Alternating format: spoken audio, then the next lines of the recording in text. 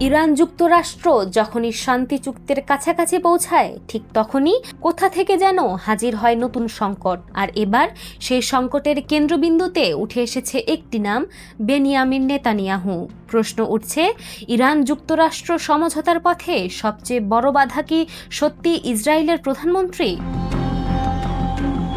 সম্প্রতি মধ্যপ্রাচ্যের কূটনৈতিক অঙ্গনে এমনই এক নাটকীয় পরিস্থিতির সৃষ্টি হয়েছে। একদিকে ওয়াশিংটন ও তেহরানের মধ্যে যুদ্ধ পরবর্তী সমঝোতা নিয়ে আলোচনা এগোচ্ছিল। হরমুজ প্রণালী, আঞ্চলিক নিরাপত্তা এবং ভবিষ্যৎ সম্পর্ক নিয়ে দুই পক্ষের মধ্যে ইতিবাচক অগ্রগতি খবরও সামনে আসছিল। এমন সময় হঠাৎ করে লেবানন ইস্যু নতুন করে উত্তেজনা ছড়ায়। ইসরায়েলের পক্ষ থেকে হিজবুল্লাহকে লক্ষ্য করে দক্ষিণ লেবাননে নতুন সামরিক অভিযানের হুমকি দেওয়া হয়। আর এর পরপরই কঠোর অবস্থান নেয় ইরান।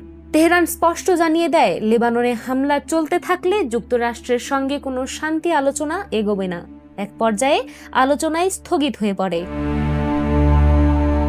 এই পরিস্থিতিতে সবচেয়ে বড় ধাক্কা খায় ট্রাম্প প্রশাসন। কারণ কয়েকদিন আগেই ডোনাল্ড ট্রাম্প আত্মবিশ্বাসের সঙ্গে বলেছিলেন, ইরানের সঙ্গে একটি বড় সমঝোতার খুব কাছাকাছি পৌঁছে গেছে যুক্তরাষ্ট্র। কিন্তু মাঠের বাস্তবতা মুহূর্তেই বদলে যায়। কূটনীতির টেবিলে যে অগ্রগতি হচ্ছিল তা আবারও অনিশ্চয়তার মুখে পড়ে। পরিস্থিতি এতটাই জটিল হয়ে ওঠে যে ট্রাম্প ও নেতানিয়াহুর মধ্যে উত্তপ্ত বাক্য বিনিময় খবরও প্রকাশ্যে আসে।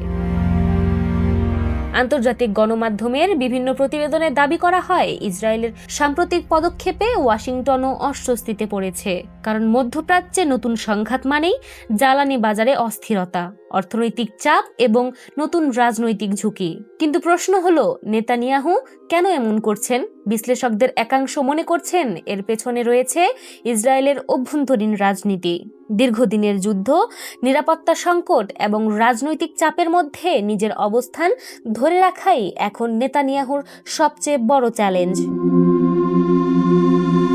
ফলে আঞ্চলিক উত্তেজনা কমে গেলে তার রাজনৈতিক অবস্থানও আরো দুর্বল হয়ে পড়তে পারে। অন্যদিকে ট্রাম্পের হিসাব সম্পূর্ণ ভিন্ন। তিনি দ্রুত একটি সমঝোতা চান, কারণ মধ্যপ্রাচ্যে স্থিতিশীলতা ফিরলে আন্তর্জাতিক বাজারে চাপ কমবে, জ্বালানির দাম নিয়ন্ত্রণে থাকবে এবং বৈশ্বিক অর্থনীতিও কিছুটা স্বস্তি পাবে।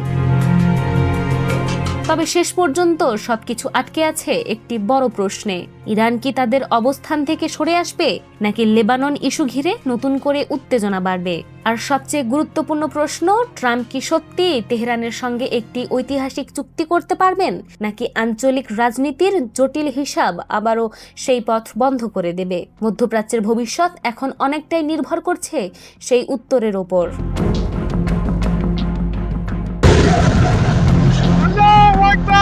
ইরানের হাতে কি লুকিয়ে আছে এমন কিছু জানিয়ে রাতের ঘুম হারাম হয়ে গেছে আমেরিকা আর ইসরায়েলের? বছরের পর বছর বিমান হামলা, শত শত কোটি ডলারের সামরিক অভিযান, অত্যাধুনিক বাংকার বাস্টার বোমা, কিন্তু তারপরও একটি জিনিসের নাগাল পায়নি ওয়াশিংটন। সেটি হলো ইরানের সমৃদ্ধ ইউরেনিয়ামের বিশাল মজুদ, যে ইউরেনিয়াম নিয়ে এখন বিশ্বজুড়ে নতুন আতঙ্ক। কারণ অনেক বিশ্লেষকের মতে এই মজুদ থেকেই তৈরি করা সম্ভব একাধিক পারমাণবিক অস্ত্র। আর সেই কারণেই শুরু হয়েছে এক নতুন ভূ-রাজনৈতিক লড়াই। প্রশ্ন হলো, ইরান আসলে কোথায় লুকিয়ে রেখেছে সেই ইউরেনিয়াম, আর কেন সেটি উদ্ধার করতে গিয়েও পিছিয়ে এসেছে যুক্তরাষ্ট্র? বিষয়টি শুরু হয় একাধিক সামরিক অভিযানের পর। বছরের পর বছর ধরে ইরানের পারমাণবিক স্থাপনাগুলোকে লক্ষ্য করে হামলা চালানো হয়েছে। ইসরায়েল এবং যুক্তরাষ্ট্র বারবার দাবি করেছে তারা ইরানের পারমাণবিক সক্ষমতা ধ্বংস করতে চায়। কিন্তু বাস্তবতা ভিন্ন। হামলার পরও ইউরেনিয়ামের বড় অংশ অক্ষত রয়েছে বলে ধারণা করা হচ্ছে। কিছু সূত্র বলছে, ওই ইউরেনিয়ামের একটি অংশ এমন গভীরে লুকিয়ে রাখা হয়েছে যেখানে বিশ্বের সবচেয়ে শক্তিশালী বোমাও পৌঁছাতে পারবে না। আর এখানেই শুরু হয়েছে আমেরিকার বড় দুশ্চিন্তা।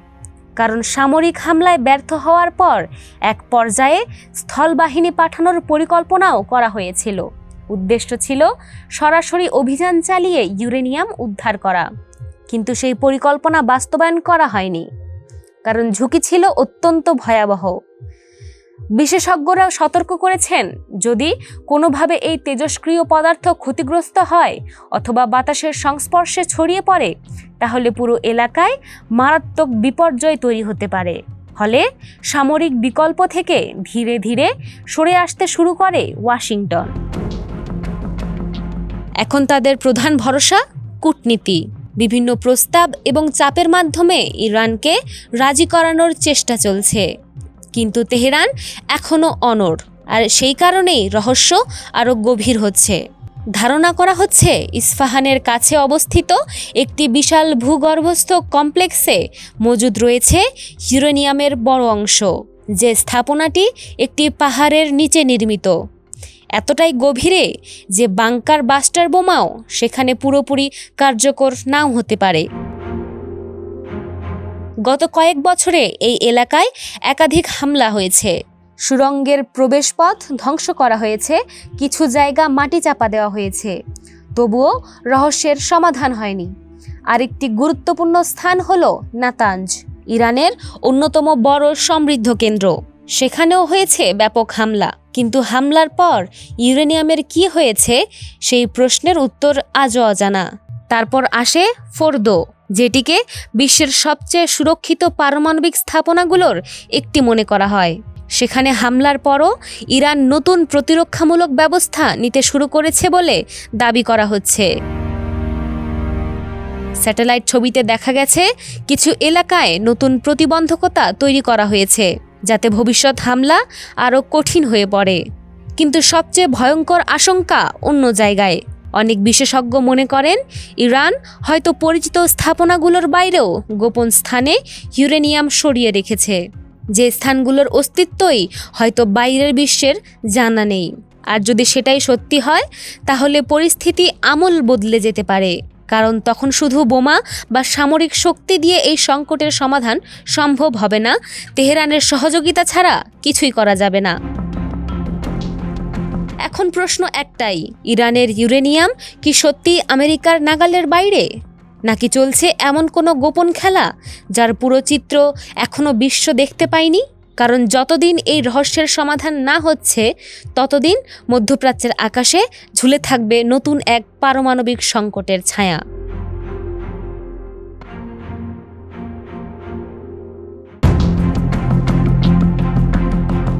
মধ্যপ্রাচ্যে কি আবারও যুদ্ধের আগুন জ্বলতে যাচ্ছে, নাকি ইতিহাসের সবচেয়ে বিস্ময়কর কূটনৈতিক বৈঠকের দিকে এগোচ্ছে বিশ্ব? কারণ যে মানুষটি একসময় ইরানকে কঠোর হুমকি দিয়েছিলেন, সেই ডোনাল্ড ট্রাম্পই এখন হাত বাড়িয়ে দিয়েছেন ইরানের নতুন সর্বোচ্চ নেতা মোস্তফা খামেনির দিকে। আর এই ঘোষণাতেই নতুন করে উত্তপ্ত হয়ে উঠেছে বিশ্ব রাজনীতি। সম্প্রতি এক সংবাদ সম্মেলনে ট্রাম্প এমন একটি মন্তব্য করেন যা অনেককেই অবাক করে দিয়েছে। তিনি বলেন, পরিস্থিতি অনুকূলে থাকলে মোস্তফা খামেনির সঙ্গে বৈঠক করতে তিনি প্রস্তুত। শুধু তাই নয়, এমন একটি বৈঠককে তিনি নিজের জন্য সম্মানের বিষয় বলেও উল্লেখ করেছেন। কিন্তু এখানেই শুরু হয় আসল নাটক, কারণ ট্রাম্পের কূটনৈতিক হাসির আড়ালে লুকিয়েছিল কঠোর বার্তা। একই বক্তব্যে তিনি ইরানকে সতর্ক করে দেন, শান্তি আলোচনা চলছে ঠিকই, কিন্তু যুদ্ধের সম্ভাবনা এখনও শেষ হয়ে যায়নি। ট্রাম্প স্পষ্ট ভাষায় জানিয়ে দেন, যদি কোনো ইরানি হামলায় একজন আমেরিকান সেনাও নিহত হয়, তাহলে মুহূর্তেই শেষ হয়ে যাবে সব আলোচনা, ভেঙে পড়বে যুদ্ধবিরতির আশা, আর মধ্যপ্রাচ্য আবার ডুবে যাবে সংঘাতের আগুনে। এই হুমকির পেছনেও রয়েছে এক রক্তাক্ত ইতিহাস, যে ইতিহাস এখনও ভুলতে পারেনি তেহরান। ট্রাম্প নিজেই সেই প্রসঙ্গ সামনে আনেন। তিনি স্বীকার করেন, অতীতের মার্কিন সামরিক অভিযানে মোস্তফা খামেনির পরিবারের সদস্যরা প্রাণ হারিয়েছিলেন, ফলে আমেরিকার প্রতি তার ক্ষোভ থাকাটা স্বাভাবিক। ট্রাম্প মজার ছলেই বলেন, তিনি হয়তো খামেনির সবচেয়ে প্রিয় ব্যক্তিদের তালিকায় নেই, তবুও একজন নেতা হিসেবে আলোচনার টেবিলে বসতে তিনি প্রস্তুত। কিন্তু প্রশ্ন হচ্ছে, ইরান কি সেই টেবিলে বসবে? কারণ দুই দেশের বিরোধ এখনও গভীর, বিশেষ করে পারমাণবিক কর্মসূচি নিয়ে। ওয়াশিংটন চাইছে ইরান তাদের সমৃদ্ধ ইউরেনিয়াম দেশের বাইরে সরিয়ে নিক, কিন্তু তেহরান এই দাবি সরাসরি প্রত্যাখ্যান করেছে। ইরানের যুক্তি, এটি করলে দেশ নিরাপত্তাহীন হয়ে পড়বে, তাই কোনো অবস্থাতেই ইউরেনিয়াম বাইরে পাঠানো হবে না। অন্যদিকে ট্রাম্পের দাবি, ইরানের গুরুত্বপূর্ণ স্থাপনাগুলো এখন আমেরিকার কড়া নজরদারিতে রয়েছে। স্যাটেলাইট থেকে প্রতিটি নড়াচড়া পর্যবেক্ষণ করা হচ্ছে। আর এই উত্তেজনার মাঝেই সামনে এসেছে আরেকটি গুরুত্বপূর্ণ বিষয়, হরমুজ প্রণালী, বিশ্বের তেল সরবরাহের অন্যতম প্রধান পথ, যেখানে সামান্য উত্তেজনাও পুরো বিশ্ব অর্থনীতিকে কাঁপিয়ে দিতে পারে। ট্রাম্প ইতোমধ্যেই হুঁশিয়ারি দিয়েছেন, এই পথ কোনোভাবেই বন্ধ করা যাবে না। তার দাবি, মার্কিন নৌবাহিনীর বিশেষ জাহাজগুলো ইতোমধ্যে এলাকায় সক্রিয় হয়েছে। অর্থাৎ একদিকে চলছে শান্তির আলোচনা, অন্যদিকে যুদ্ধের প্রস্তুতিও থেমে নেই। এমন দ্বিমুখী অবস্থানই এখন সবচেয়ে বড় প্রশ্ন তৈরি করেছে। ট্রাম্প কি সত্যি শান্তি চান, নাকি এটি নতুন কোনো কৌশল? বিশ্লেষকদের একাংশ বলছেন, দীর্ঘ যুদ্ধ আমেরিকার অর্থনীতির জন্য বড় ঝুঁকি। তেলের দাম বেড়ে গেলে রাজনৈতিক চাপও বাড়বে। তাই সংঘাতের বদলে আলোচনার পথ খোলা রাখতে চাইছেন ট্রাম্প। তবে বাস্তবতা হলো, ইরান এবং আমেরিকার মধ্যে অবিশ্বাসের দেয়াল এখনও অটুট, আর সেই দেয়াল ভাঙা মোটেও সহজ হবে না। এখন পুরো বিশ্বের নজর তেহরান ও ওয়াশিংটনের দিকে, কারণ আগামী কয়েক সপ্তাহেই নির্ধারিত হতে পারে মধ্যপ্রাচ্যের ভবিষ্যৎ কোন পথে যাবে।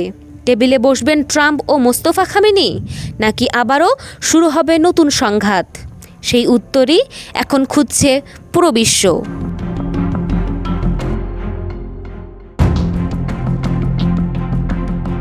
বিশ্ব রাজনীতির পর্দার আড়ালে কি নতুন কোনো জোট গড়ে উঠছে, নাকি শুরু হতে যাচ্ছে ক্ষমতার নতুন খেলা?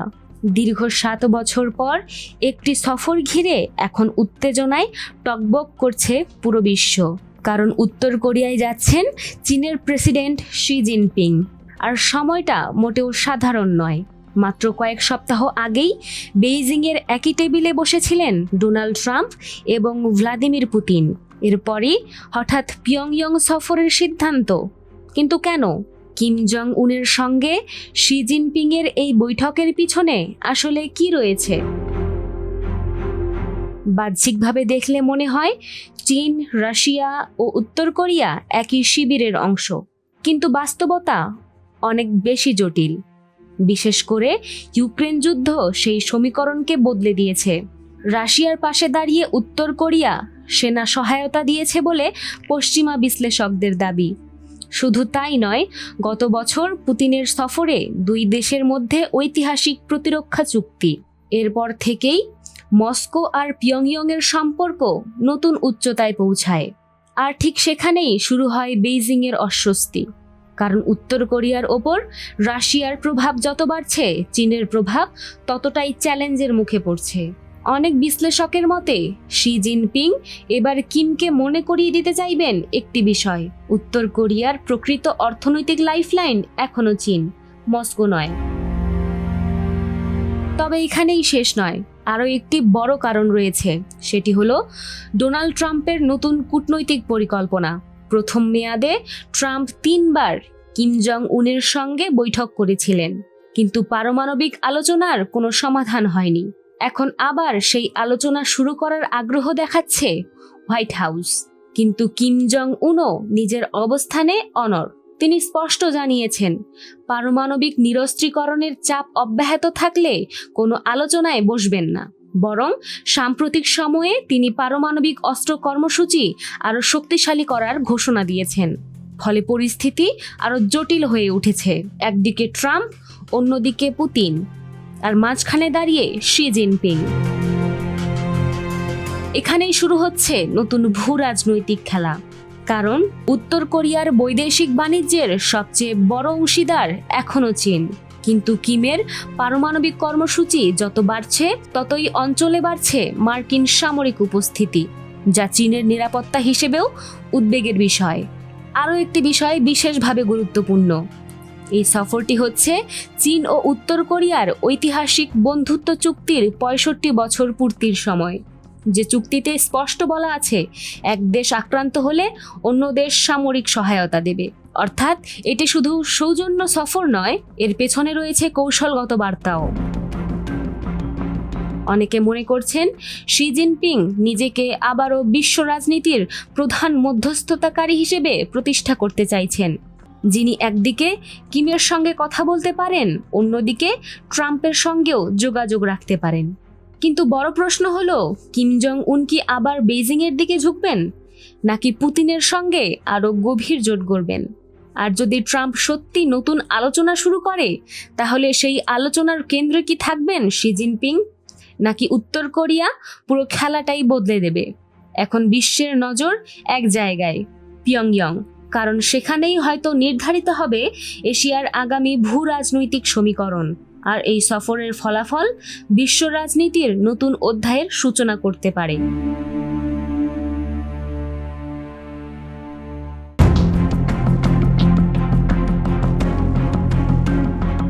দক্ষিণ চীন সাগরের গভীরে নীরবে কি শুরু হয়ে গেছে নতুন এক যুদ্ধ? এমন এক যুদ্ধ যার শব্দ শোনা যাবে না, দেখাও যাবে না, কিন্তু যার প্রভাব কাঁপিয়ে দিতে পারে পুরো পৃথিবীকে। কারণ চীন এবার পানিতে নামিয়েছে এমন একটি অস্ত্র যা দেখে উদ্বিগ্ন হয়ে উঠেছে যুক্তরাষ্ট্র। স্যাটেলাইট ছবিতে ধরা পড়েছে চীনের নতুন প্রজন্মের এক রহস্যময় সাবমেরিন। আর এই সাবমেরিনকে ঘিরেই শুরু হয়েছে তুমুল আলোচনা। কেননা এটি কোনো সাধারণ সাবমেরিন নয়, এর সবচেয়ে বড় বৈশিষ্ট্য এতে নেই প্রচলিত সাবমেরিনের বিশাল টাওয়ার বা মাস্তুল। ফলে দূর থেকে এটি শনাক্ত করা আরও কঠিন। এ কারণেই সামরিক বিশ্লেষকদের মধ্যে বাড়ছে উদ্বেগ। দীর্ঘদিন ধরে তাইওয়ানকে কেন্দ্র করে উত্তপ্ত চীন ও যুক্তরাষ্ট্রের সম্পর্ক। দক্ষিণ চীন সাগরে আধিপত্য নিয়ে দুই পরাশক্তির সংঘাতই নতুন নয়, কিন্তু এবার সেই প্রতিযোগিতা নতুন মোড় নিয়েছে। কারণ বেইজিং বুঝতে পেরেছে সরাসরি যুদ্ধের আগে তথ্য আর যোগাযোগ নিয়ন্ত্রণই হতে পারে সবচেয়ে বড় অস্ত্র। আর সেই লক্ষ্যেই কি তৈরি হয়েছে এই নতুন সাবমেরিন? বিশেষজ্ঞদের মতে প্রায় ১২০ মিটার দীর্ঘ এই সাবমেরিনের নকশা সম্পূর্ণ ভিন্ন। এটি পানির নিচে আরও দ্রুত চলতে পারবে, কম শব্দ করবে, আর শত্রুর সোনার ব্যবস্থাকে ফাঁকি দেওয়ার সম্ভাবনাও বেশি। শুধু তাই নয়, ধারণা করা হচ্ছে এটি পারমাণবিক শক্তি চালিত, অর্থাৎ দীর্ঘ সময় সমুদ্রের নিচ থেকে অভিযান চালাতে সক্ষম, যা এটিকে আরও ভয়ঙ্কর করে তুলেছে। কিন্তু আসল উদ্বেগ অন্য জায়গায়। বিশ্বের প্রায় ৯৯% আন্তর্জাতিক ইন্টারনেট যোগাযোগ চলে সমুদ্রতলের ফাইবার অপটিক কেবলের মাধ্যমে। ব্যাংকিং, শেয়ার বাজার, সামরিক যোগাযোগ, এমনকি আন্তর্জাতিক ব্যবসাও সম্পূর্ণ নির্ভর করে এই কেবলগুলোর উপর। আর বিশ্লেষকদের আশঙ্কা, চীনের এই নতুন সাবমেরিন সেই অবকাঠামোকেই লক্ষ্যবস্তু করতে পারে। ভাবুন একবার, কোনো দেশ যদি গোপনে গুরুত্বপূর্ণ সমুদ্রতল কেবল বিচ্ছিন্ন করে দেয়, তাহলে কয়েক মিনিটের মধ্যেই অচল হয়ে যেতে পারে যোগাযোগ ব্যবস্থা, ব্যাহত হতে পারে আর্থিক লেনদেন, থেমে যেতে পারে সামরিক সমন্বয়। আর সবচেয়ে বড় ঝুঁকিতে রয়েছে তাইওয়ান, কারণ দেশটি মাত্র কয়েক ডজন সমুদ্রতল কেবলের উপর নির্ভরশীল। বিশেষজ্ঞরা বলছেন গুরুত্বপূর্ণ কিছু কেবল ক্ষতিগ্রস্ত হলেই তাইওয়ানের ডিজিটাল অবকাঠামো মারাত্মকভাবে ক্ষতিগ্রস্ত হতে পারে। আর ঠিক এখানেই তৈরি হচ্ছে নতুন এক কৌশলগত সমীকরণ। কারণ যুক্তরাষ্ট্র বহু বছর ধরে জাপান, তাইওয়ান, ফিলিপাইন এবং ইন্দোনেশিয়া পর্যন্ত বিস্তৃত একটি নজরদারি নেটওয়ার্ক তৈরি করেছে, যার মাধ্যমে চীনা সাবমেরিনের গতিবিধি পর্যবেক্ষণ করা হয়। কিন্তু নতুন এই প্রযুক্তি যদি সত্যি কার্যকর হয়, তাহলে সেই নজরদারি ব্যবস্থার বড় অংশই অকার্যকর হয়ে যেতে পারে। আর সেটি এখন ওয়াশিংটনের সবচেয়ে বড় উদ্বেগ। এদিকে চীনও থেমে নেই। বিশ্লেষকদের মতে আগামী কয়েক বছরের মধ্যে দেশটির সাবমেরিন বহর দ্রুত বাড়বে। আর একই সময়ে পুরনো সাবমেরিন অবসরের কারণে মার্কিন নৌবহরের সংখ্যা সাময়িকভাবে কমে যেতে পারে। ফলে দক্ষিণ চীন সাগরে শক্তির ভারসাম্য বদলে যাওয়ার আশঙ্কা তৈরি হয়েছে। প্রশ্ন হলো, চীনের এই নতুন সাবমেরিন কি শুধু প্রতিরক্ষার জন্য, নাকি এটি ভবিষ্যতের বড় কোনো পরিকল্পনার অংশ? আর যদি সমুদ্রতলের যোগাযোগ অবকাঠামো সত্যি নতুন যুদ্ধক্ষেত্রে পরিণত হয়, তাহলে আগামী সংঘাত কি আকাশে নয়, বরং সমুদ্রের অন্ধকার গভীরতায় নির্ধারিত হবে? এই প্রশ্নের উত্তর হয়তো এখনো কারো জানা নেই। কিন্তু একটি বিষয় স্পষ্ট, দক্ষিণ চীন সাগরের নিচে নীরবে শুরু হয়ে গেছে নতুন এক ক্ষমতার খেলা। আর এই খেলার ফলাফল বদলে দিতে পারে পুরো বিশ্বের ভূ রাজনৈতিক মানচিত্র।